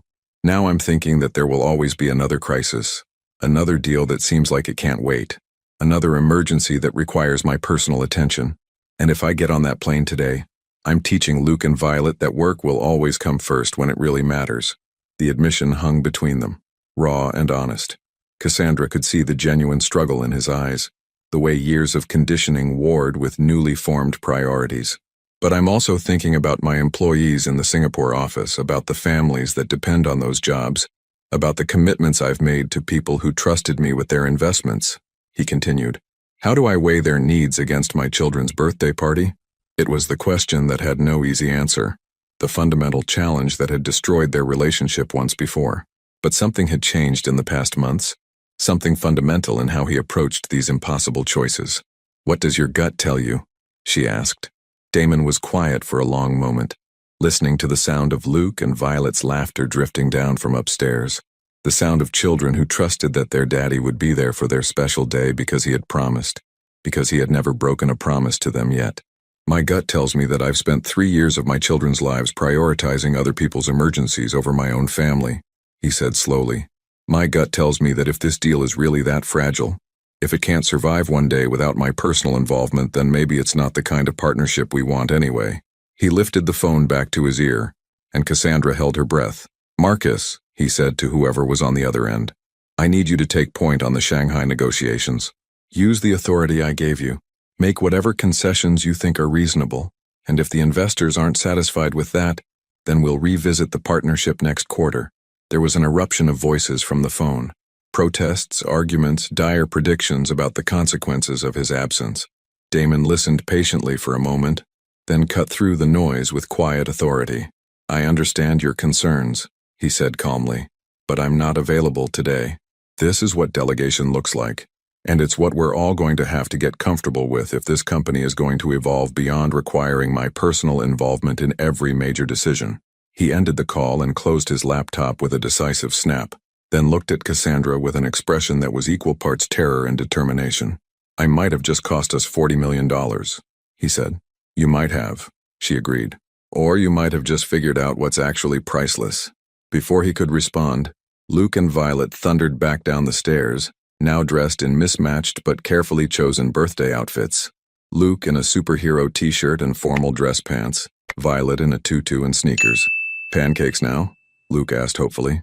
"Pancakes now," Damon confirmed, moving toward the stove with renewed purpose. Special birthday pancakes for special birthday kids. As he poured batter into the pan, his phone buzzed repeatedly on the counter. Messages from Shanghai, updates from his team, probably urgent requests for guidance on how to proceed without him. Damon glanced at the phone once, then deliberately turned it face down, and focused on flipping perfectly round pancakes while Luke and Violet provided enthusiastic commentary. Cassandra leaned against the counter, watching this man she loved choose their family over his empire, one small decision at a time. It wasn't about grand gestures or dramatic declarations. It was about pancakes on a Tuesday morning, about being present for birthday parties, about trusting other people to handle crises so he could be available for the moments that mattered most. "Daddy," Violet said suddenly, climbing onto a stool beside the stove. "Are you sad about your work call?" The question caught Damon off guard, and Cassandra watched him consider how to answer with age-appropriate honesty. "A little," he said carefully. "Sometimes grown-ups have to make difficult choices between different important things. But you know what I realized?" "What?" both children asked in unison. "I realized that the most important things are the ones that can't wait. Work can always be done tomorrow, But today is your birthday and you're only going to turn 3 once in your whole lives. I don't want to miss that for anything." Luke nodded seriously, as if this made perfect sense to his 3-year-old logic. "Plus, you make the best pancakes," he added pragmatically.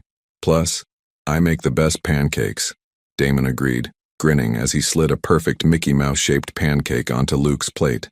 Hours later, after birthday songs and wrapping paper chaos and cake that was more frosting than actual cake, Cassandra found Damon on the back porch, finally checking the messages he had ignored all day. But instead of the tense, urgent energy she might have expected, he looked relaxed, almost amused. "How bad is it?" she asked, settling beside him on the swing they had installed in the spring. "Surprisingly good, actually," he said, showing her his phone screen. "Marcus handled the negotiations beautifully. Better than I probably would have, honestly. The Shanghai investors were impressed by his preparation and decision-making authority.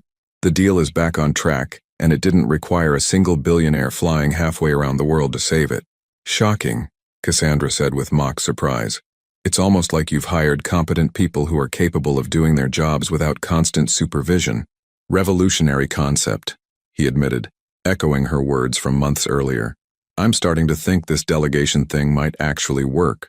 Through the sliding glass door, they could see Luke and Violet in the living room, playing with their new toys while their grandparents cleaned up the remnants of the party. It was a scene of ordinary family happiness, the kind of moment that would have seemed impossibly precious during the years when Cassandra was raising them alone. "I need to tell you something," Damon said suddenly, his voice taking on a serious tone. "Today, when that call came in for about 30 seconds, I considered getting on that plane. Old habits, old instincts. The part of me that built this company was screaming that I was making a huge mistake." Cassandra felt her chest tighten, but she waited for him to continue. "But then I looked at Luke and Violet, saw how excited they were about their birthday, and I realized something fundamental had changed," he continued. "For the first time in my adult life, disappointing my business associates felt less important than disappointing my children. Not just intellectually, but in my bones. That's when I knew we were going to be okay." The simple statement carried the weight of months of struggle, of gradually relearned priorities, of choosing love over ambition, one decision at a time, until it became natural instead of forced. "We're going to be more than okay," Cassandra said, leaning into his warmth as the evening air grew cool around them. "We're going to be happy." Inside the house, Luke called out that he wanted Daddy to read him a bedtime story, and Damon stood immediately, automatically, without even glancing at his still buzzing phone. "Coming, buddy?" he called back, then looked down at Cassandra with the kind of smile that made her remember why she had fallen in love with him in the first place. "Ready for the best part of the day?" "Bedtime stories?" she asked. "Family time," he corrected, reaching out his hand to help her up. "All of us together, exactly where we belong." As they walked back into the house hand in hand, Cassandra realized that this was what happily ever after actually looked like. Not a dramatic conclusion, but a quiet evening full of ordinary magic, with the promise of countless more evenings just like it stretching out ahead of them. 5 years later, the morning light filtered through the gauze curtains of the master bedroom, casting soft shadows across hardwood floors that bore the scuff marks of small feet and larger adventures. Cassandra Hayes Prescott stretched luxuriously in the king-sized bed, listening to the familiar sounds of her family beginning another day downstairs. The clatter of cereal bowls, the excited chatter of 8-year-old twins, and Damon's patient voice explaining why syrup was not an appropriate topping for everything. 5 years. Had it really been 5 years since that Christmas Eve flight that changed everything? Sometimes it felt like a lifetime, and sometimes like yesterday. The house around her was different now. Not the temporary rental they had started with, but a home they had chosen together, built together, filled with the accumulated memories of a family that had learned to choose each other every single day. "Mama," Violet's voice carried up the stairs. No longer the shy whisper of a toddler, but the confident call of a girl who had outgrown her thumb-sucking and most of her fears. "Luke put syrup on his bacon again?" "It's delicious," Luke shouted back, his voice carrying the same stubborn certainty that had characterized him since birth. "Tell her, Daddy." Cassandra smiled as she heard Damon's diplomatic response, something about compromise and trying new things in moderation. He had become masterful at navigating the daily negotiations that came with raising strong-willed children, though she suspected his boardroom experience had prepared him well for dealing with tiny dictators. who could derail an entire morning over the proper distribution of breakfast condiments. She found them in the kitchen that had become the heart of their home, not because it was magazine-worthy, though it was beautiful, but because it was where they gathered every morning and evening, where homework was supervised and birthday cakes were decorated and important family decisions were made over cups of coffee and glasses of milk. Luke was indeed putting syrup on everything within reach, while Violet sat beside him with her carefully organized plate, each food group in its designated spot. Their personalities had only become more distinct with age. Luke, the adventurous experimenter, Violet, the thoughtful observer who took in every detail before making her move. "Good morning, beautiful," Damon said, looking up from where he was packing school lunches with the efficiency of someone who had been doing it every day for years. He wore jeans and a casual button-down, clothes that suggested a man heading to an office but not one who lived there. "Sleep well?" "Wonderfully," she said, accepting the coffee he handed her and the kiss he pressed to her temple. "Any urgent crises from Singapore this morning?" It was a running joke between them now, the way international business emergencies had once threatened to derail every family moment. These days, Damon's company ran so smoothly in his partial absence that genuine crises requiring his personal attention were rare enough to be remarkable. "Actually, yes," he said with mock seriousness. "Marcus called to inform me that the quarterly projections are ahead of schedule and he doesn't need me to review anything until next Tuesday. I told him I'd try to find time in my busy schedule of soccer games and parent-teacher conferences." Luke looked up from his syrup experiment. "Daddy, you're being silly. Marcus calls every day." "Every other day," Damon corrected, "and usually just to update me on good news these days." It was true. The transition from hands-on CEO to advisory chairman had taken longer than any of them had expected, but it had been ultimately successful. Damon's company was more profitable than ever. His employees were happier working for someone who trusted them with real responsibility, and Marcus had proven himself capable of handling everything Damon had once believed required his personal touch. "Speaking of parent-teacher conferences," Cassandra said, consulting the family calendar that had evolved into a complex work of art, covering everything from business trips to ballet recitals. "Mrs. Peterson wants to talk to us about Luke's reading level." "Too high again?" Damon asked with the resigned amusement of parents whose child had inherited a love of books that occasionally outpaced his emotional development. "He's reading chapter books but gets frustrated when other kids can't keep up with his pace during group reading time," Cassandra confirmed. "She thinks we might want to consider some enrichment options." Violet looked up from her perfectly organized breakfast. "Luke's really smart," she said matter-of-factly, "but he doesn't understand that not everyone thinks as fast as he does. I try to explain it to him, but he doesn't listen very well." The observation was delivered with the kind of gentle wisdom that had become Violet's trademark. She had grown into a natural mediator, someone who could see all sides of a situation and find ways to help people understand each other better. It was a gift that served her well on the playground and would probably serve her well in life. "We'll figure it out," Damon said, ruffling Luke's hair with the kind of casual affection that had replaced his once formal interactions with the children. "We always do." The morning continued with the familiar choreography of family life. Backpacks packed, teeth brushed, permission slips signed, minor disputes arbitrated. Cassandra watched Damon navigate it all with the ease of someone who had chosen this chaos over the orderly control of corporate life, and marveled again at how completely he had transformed. The man who had once managed his schedule in 5-minute increments now built buffer time into his day, for the unexpected moments that made parenting worthwhile. The man who had once believed his worth was measured in quarterly profits, now measured success in bedtime stories read and school plays attended and lazy. Saturday mornings spent building blanket forts. After dropping the twins at school, they drove together toward the hospital where Cassandra had returned to work part-time, splitting her attention between the NICU that had always been her calling and the family that had become her greatest joy. The balance wasn't always perfect. There were still days when work demands conflicted with family time, still moments when they had to choose between competing priorities, but they had learned to navigate those choices together, as a team. "I've been thinking," Damon said as they sat in traffic that would have once sent him into a frustrated frenzy, but now seemed like an opportunity for uninterrupted conversation, about expanding the foundation. The foundation had been Cassandra's idea, born from Damon's desire to find meaningful ways to use his wealth, and her observation that premature babies in underserved communities often lacked access to the specialized care they needed. What had started as a small pilot program had grown into a network of neonatal support centers across 3 states, all funded by Damon's company and staffed by medical professionals who shared Cassandra's passion for saving tiny lives. Expanding how? She asked, though she suspected she knew where this was heading. International, he said. There are hospitals in Southeast Asia that could benefit from the same kind of equipment and training we've been providing domestically. I know it would mean more travel, more time away from home, but the impact could be enormous. It was exactly the kind of project the old Damon would have thrown himself into completely, consuming every available hour and ounce of energy. But the new Damon had learned to think in terms of sustainable involvement, of ways to make a difference without sacrificing the family life they had worked so hard to build. What does that look like practically?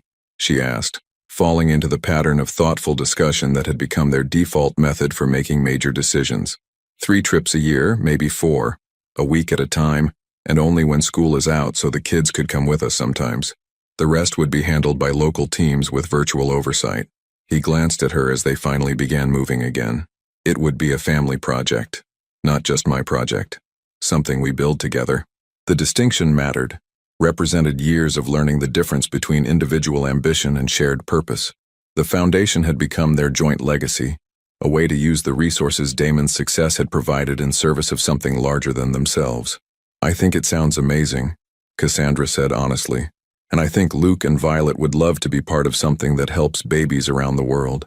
They had reached the hospital, and Damon pulled into the parking space that had become routine over the past few years. Before she got out, he caught her hand, a gesture that still sent warmth shooting through her arm even after all this time. I love you, he said simply, the words carrying the weight of years of choosing each other through ordinary days and extraordinary challenges. I love this life we've built. Even when Luke puts syrup on everything and Violet reorganizes the spice cabinet alphabetically, she teased. Especially then, he said seriously. The chaos, the noise, the constant negotiations over bedtimes and vegetables, and whether dinosaurs would have made good pets. All of it. I wouldn't trade any of it for the quiet efficiency of my old life. That evening, after homework was finished and dinner dishes were cleared and bedtime stories were read, Cassandra and Damon found themselves in their favorite spot, the back porch swing that looked out over a yard filled with evidence of their children's adventures. A tire swing hung from the oak tree. A vegetable garden showed signs of enthusiastic, if not always successful, cultivation, and a trampoline dominated one corner, surrounded by the kind of safety netting that spoke to parental wisdom earned through experience. Luke and Violet were visible through the sliding glass door, playing a complicated board game that seemed to involve more negotiation than actual gameplay. At 8, they had developed the kind of sibling relationship that mixed fierce loyalty with daily squabbles, deep affection with routine irritation. Watching them, Cassandra could see hints of the adults they would become, Luke's curiosity and determination, Violet's empathy and careful intelligence. Do you ever wonder what would have happened if we hadn't been on that flight? Damon asked quietly, his arm tightening around her shoulders as the evening air grew cool around them. You mean if we had never found each other again? Or if we had found each other but couldn't make it work? If I had chosen business over family again? If you had decided I was too much of a risk to trust with their hearts? It was a question that haunted quiet moments sometimes. The awareness of how easily their second chance could have slipped away. How many small decisions had led to this moment? His choice to ignore the phone on Christmas morning, her decision to trust him with the truth about her fears, their mutual commitment to choosing love over pride every day since. I think, Cassandra said slowly, that we would have found each other eventually. Maybe not that Christmas, maybe not for years, but I think Luke and Violet would have brought us together somehow. They deserve to know their father, and you deserve to know them. The universe has a way of correcting its mistakes. And if I had been too stubborn or too scared to change, she considered this seriously, because it was a real question with real implications. The Damon who had walked away from their fight 5 years ago had been capable of choosing work over love, success over family, individual achievement over shared happiness. The transformation hadn't been automatic or easy. It had required daily choices, constant self-examination, and a willingness to rebuild his entire definition of success. Then I would have loved you from a distance and protected Luke and Violet from the disappointment, she said honestly. But I don't think that would have happened. The man I fell in love with was always capable of this kind of love, this kind of commitment. Success just temporarily convinced him he didn't deserve it. Through the glass door, Luke was attempting to explain the rules of their game to an increasingly skeptical Violet, his hands gesturing wildly as he made his case for why his latest move was totally legitimate and not at all a violation of the carefully negotiated terms they had established at the beginning. "They're so much like us," Damon observed with amusement. Luke with his grand plans and absolute certainty that he's right. Violet with her careful analysis and diplomatic problem-solving. "It's like watching our relationship in miniature. Except they're better at it than we were," Cassandra noted. "They fight, but they never walk away. They disagree, but they keep talking until they figure it out. Maybe they're learning something we had to teach ourselves the hard way. Or maybe they're just lucky enough to grow up in a house where love doesn't have to compete with everything else for attention." The observation was quiet, reflective, tinged with the kind of gratitude that came from understanding how close they had come to missing this entirely. Their children would grow up taking for granted the daily presence of two parents who chose each other consistently, who had learned to navigate conflict without destruction, who had built a life where success was measured in family dinners shared and milestones celebrated together.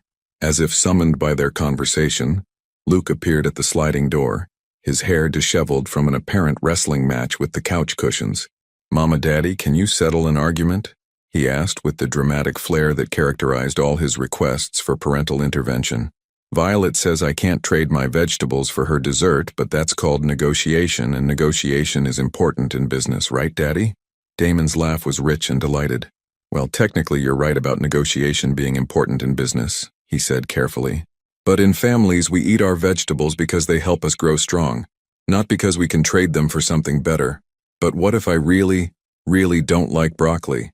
Then you eat it anyway, because sometimes we do things we don't like because they're good for us," Cassandra said, recognizing a familiar parenting moment. "Just like how Daddy goes to boring meetings sometimes because they're part of taking care of our family." Luke considered this logic with the seriousness he brought to all adult explanations. "So eating vegetables is like doing work even when you don't want to?" "Exactly," Damon confirmed. "Except vegetables taste better than quarterly reports." Satisfied with this reasoning, Luke disappeared back inside to presumably eat his broccoli and continue his complicated game with Violet. Through the window they could see him explaining the new information to his sister, who listened with the patient attention she brought to all his elaborate theories about how the world worked. "5 years ago, if someone had told me that my greatest professional achievement would be convincing my son to eat his vegetables, I would have thought they were insane," Damon said with wonder. "And now I think they would have been absolutely right." The evening deepened around them, filled with the sounds of suburban summer, lawn mowers in distant yards, children playing before bedtime, the soft murmur of families settling into evening routines. Inside their house, Luke and Violet had migrated to the living room, where they were building an elaborate fortress out of couch cushions and throw pillows, their earlier disagreement forgotten in favor of collaborative architecture. "I have something to tell you," Cassandra said suddenly, her voice carrying a note of nervous excitement that made Damon turn to look at her fully. "Good something or bad something?" "Good something. Great something, actually." She took a deep breath, feeling like she was about to step off another cliff, but this time with absolute certainty about the landing. "We're going to have another baby." The announcement hung in the evening air between them, carrying with it implications for their carefully balanced life, their professional commitments, their family dynamics. Damon was very still for a long moment, and Cassandra could see him processing the information, working through all the practical considerations that would need to be addressed. Then his face broke into a smile so brilliant it could have powered the entire neighborhood. "Really? Really? About 6 weeks along, according to the doctor. Due in early spring, which means Luke and Violet will be big siblings by the time they turn 9. How do you feel about it?"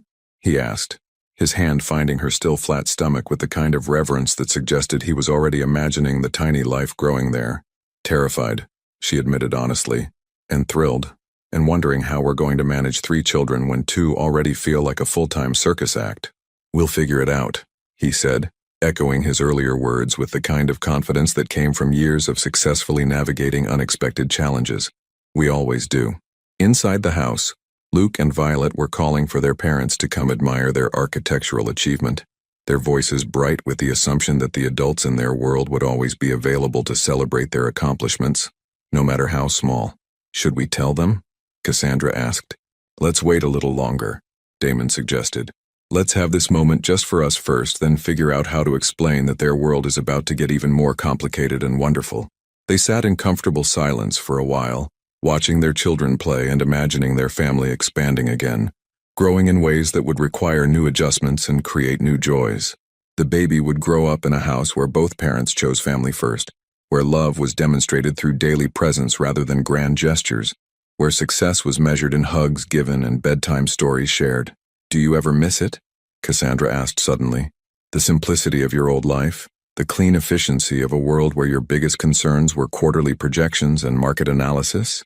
Damon considered the question seriously, as he considered all her questions these days. "Sometimes," he said honestly. "There were days when my biggest decision was which restaurant to choose for a business dinner, and now I have to referee debates about whether superheroes could realistically defeat dinosaurs in combat. Sometimes the complexity feels overwhelming. But those simple days were also empty days, clean and efficient and ultimately meaningless because there was no one to share them with who mattered more than the work itself." He tightened his arms around her, pulling her closer against his side. "I'd rather have chaos with you than order without you. I'd rather have syrup-covered breakfasts and bedtime story negotiations and arguments about vegetable consumption than all the successful deals in the world." Through the window, Luke and Violet had abandoned their fort in favor of a dance party, spinning around the living room to music only they could hear, their laughter creating a soundtrack of pure joy. At 8, they were old enough to be silly and young enough to be unself-conscious about it, caught in that perfect space between childhood wonder and growing sophistication. "They're going to be amazing big siblings," Cassandra observed, watching Luke help Violet execute a particularly dramatic spin. "They're amazing everything," Damon agreed, "just like their mother." The evening air was growing cool enough to suggest they should head inside, but neither of them moved to break the spell of the moment. In a few minutes, they would help Luke and Violet clean up their fort, supervise teeth brushing and pajama selection, read the bedtime stories that had become sacred family time. They would check email and set alarms and make tomorrow's plans, falling into the comfortable rhythms of a life built around loving each other well. But for now they sat on their porch swing, watching their children dance and contemplating the beautiful complexity of a life that had room for international business ventures and elementary school art projects, for foundation work and soccer practices, for professional achievement and family dinners where the most important conversations happened over dessert. "I have a question for you," Cassandra said finally, her voice taking on the tone she used when she wanted to explore something important. "If you could go back to that Christmas Eve flight, knowing everything you know now about how hard this would be, the compromises, the daily negotiations, the constant balancing of competing priorities, would you still choose this life?" It was a question that got to the heart of everything they had built together. Everything they had learned about love and sacrifice and the difference between what looked successful from the outside and what felt meaningful from within. It was a question about whether the messiness of shared life was worth the loss of individual control, whether the beautiful chaos of family was worth the challenges it created. Damon didn't answer immediately, and Cassandra could see him thinking it through with the kind of careful consideration he brought to all the decisions that mattered most. He was looking at Luke and Violet through the window, but she knew he was seeing beyond this moment to all the moments that had led here, the sleepless nights with sick children, the missed business opportunities, the daily choice to put someone else's needs ahead of his own immediate desires. "Every single time," he said finally, his voice carrying absolute certainty, "I would choose this life, this chaos, this beautiful mess of loving you and them, and building something together that's bigger than any individual success I could have achieved alone. I would choose family dinners over business dinners, bedtime stories over board meetings, and the complicated joy of being needed by people I love more than the simple satisfaction of being professionally indispensable." He paused, looking directly into her eyes with the kind of intensity that still made her heart skip after all these years. "But more than that, I would choose the person I've become because of this life, because of loving you, because of being Luke and Violet's father. I like who I am when I'm with you better than who I was when I was trying to conquer the world alone." The answer was everything she had hoped to hear, and more than she had expected. It was an acknowledgement not just of their relationship, but of the fundamental transformation that had made their second chance possible. The old Damon had been capable of love, but he hadn't been capable of the kind of daily, consistent choosing that real love required. The man sitting beside her had learned to find success in service, achievement in availability, and meaning in the mundane moments that created a lifetime of shared happiness. "I love you," she said simply, the words carrying the weight of 5 years of choosing each other through ordinary days and extraordinary challenges. "I love you too," he replied, pressing a kiss to her temple. "All of you. This whole beautiful, chaotic, perfect family we've built together." Inside the house, Luke and Violet had settled down to a quieter activity, their heads bent together over a book as Luke attempted to read aloud to his sister. Their voices carried through the evening air, a gentle murmur of sibling affection and shared stories, the soundtrack of a childhood built on security and unconditional love. As the first stars began to appear in the darkening sky, Cassandra found herself thinking about the question that had started it all 5 years ago on a Christmas Eve flight. What would Damon do if he discovered the truth about Luke and Violet? The answer had been better than her wildest hopes, and more complicated than her worst fears.